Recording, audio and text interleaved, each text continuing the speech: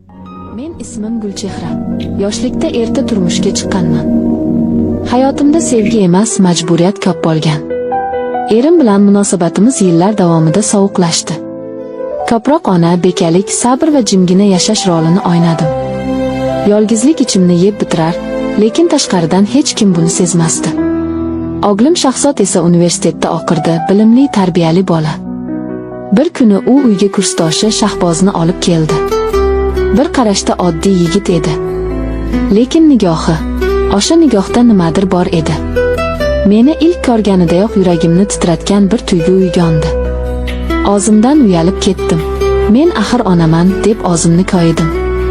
Shahboz bizga tez-tez kela boshladi. Har safar kelganida ko'zim ko'ziga tushar, yuragim gupillab ketardi. U ham buni sezgandek menga nimalarnidir nigohlari bilan aytardi.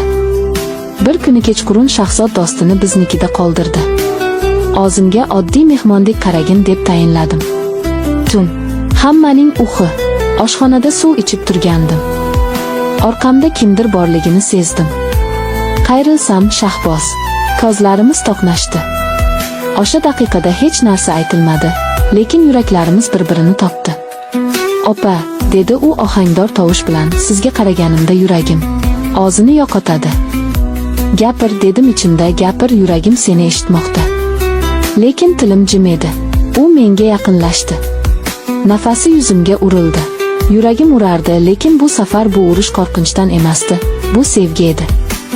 Men ilk bora o'zimni ayol sifatida his qildim. Yillar davomida birinchi marta. U mening yuzimdan siladi.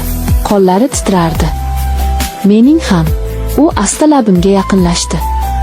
Men qarshilik qilmadim. Chunki yuragim unga ha deb javob bergan edi.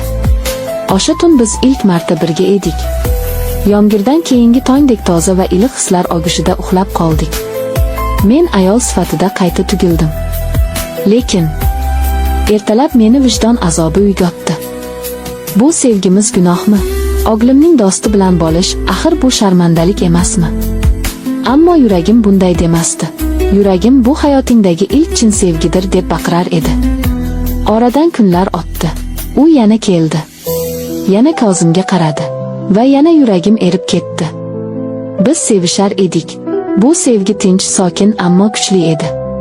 Menga bahor havosini, yoshlik tuyg'usini qaytarardi.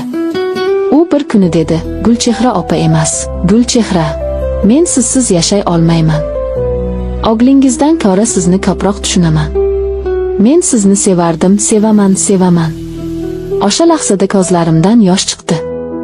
Bu yosh sharmandalik emas, afsus emas, bu baxt yoshlari edi. Ha, biz axloqiy chegaralarni buzdik balki. Ammo yurak chegarani tanimaydi. Yurak faqat yurakni eshitadi. Meni hukm qiling, ayblang, lekin men baxtliman.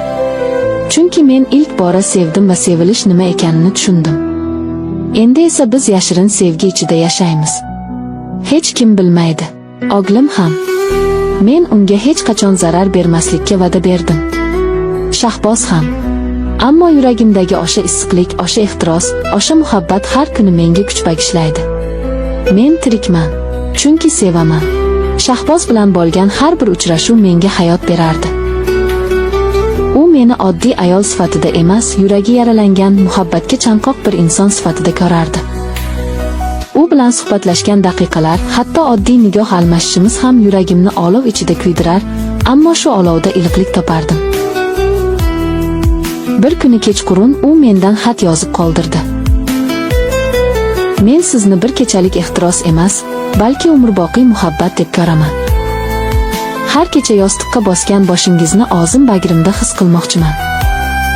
Sizni faqat sevish emas, himoya qilishni, har kuningizni gulga aylantirishni xohlayman.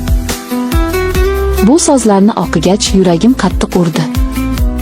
Endi sevgimiz yolg'iz ehtiros emas, bir-birimizga bo'lgan sadoqat, tushunish va ishonchga aylangan edi.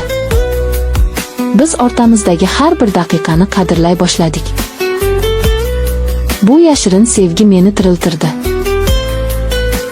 Bir kechasi deraza yonida o'tirganimda u ohista orqamdan keldi. Sochimni sekin orqaga surib qulog'imga pichirladi. "Gulchehra, siz mening taqdirimsiz. Siz bo'lmasangiz bu dunyo rangsiz bo'lib qoladi." Men hech narsa deya olmadim. Faqat qo'llarimni uning qo'llariga qo'ydim. Yuragim baland urardi, ammo bu yurak urishi qo'rquv emasdi. Bu muhabbat edi, ozgacha halol, chuqur va achchiq totli. Biz o'sha oqshom uzoq suhbatlashdik. Uning qo'llari mening barmoqlarimni o'ynar, so'zsiz men senikiman deb aytar edi. Yana yuzlarimiz yaqinlashdi. Lablari labimga tegmasdan oldin to'xtadi. Faqat ko'zlarimiz bir-biriga botib ketdi. Bu ko'zlar orqali yuragimiz bir-birini oqirdi. Men unga qarab sekin pichirlab aytdim. Men ayol sifatida o'zimni birinchi marta butun his qilyapman. Chunki sen borliging bilan meni sevayapsan, ko'rkamligim uchun emas, yuragim uchun. Shahboz ohista boshimni bagriga oldi. Biz uzoq jim o'tirib qoldik. Na ehtiroz so'zda aytildi, na harakatda, lekin tanalarimiz orasida begubor muhabbat, chuqur ishonch va ehtirosli sukunat suzib yurardi. Keyingi kunlar bu sevgi bizni mutlaqo o'zgartirdi. Men endi faqat ona emas, ayol edim. U esa oddiy yigit emas, yuragimning egasi edi.